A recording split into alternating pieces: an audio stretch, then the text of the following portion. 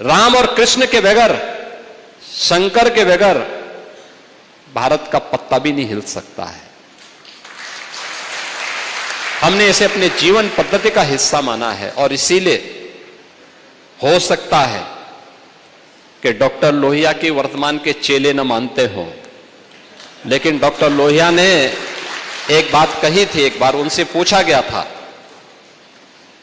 भारत जब आजाद हुआ, आजाद भारत के अंदर डॉक्टर लोहिया प्रखर समाजवादी थे, कांग्रेस के कट्टर विरोधी थे, स्वतंत्रता संग्राम सेनानी भी थे। आजादी के बाद दुनिया के अंदर आशंका उठाई जा रही थी कि भारत बहुत दिनों तक एक नहीं रह पाएगा, भारत फिर से विभाजित हो जाएगा। उनसे जब पूछा गया कि लोहिया जी बताइए, भारत कब तक एक रहेगा और क्या भारत एक रह पाएगा? उन्होंने कहा, यह प्रश्न भारत पे नहीं उठने चाहिए। लोगों ने कहा, दुनिया ये बोल रही है। उन्होंने कहा, दुनिया अभी भारत को समझ नहीं पाई है। जब तक भारत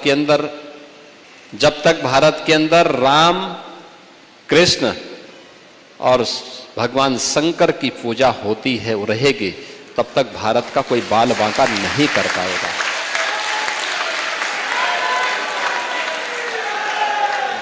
दुनिया की कोई माई का लाल भारत का बाल बांका नहीं कर पाएगा। और यह देश प्रदेश देश के अंदर रामायण मेलों की शुरुआत भी किसी ने प्रारंभ करवाई थी। याद रखना, संत तुलसीदास जी ने रामलीलाओं का प्रचलन उत्तर भारत में करवाया था, रामलीलाओं का। और रामायण मेले का प्रचलन शुरू किया था डॉक्टर लोहिया ने। वे समाजवादी थे। आज के समाजवादी राम भक्तों पर गोली चलाते हैं, लेकिन लोहिया का नाम जपते हैं। मैंने इसीलिए कहा ना, जब व्यक्ति का आचार और विचार में समन्वय नहीं होता है तो उसकी दुर्गति होती है। और जो राम का विरोधी है उसकी तो दुर्गति हमेशा होनी ही होनी है।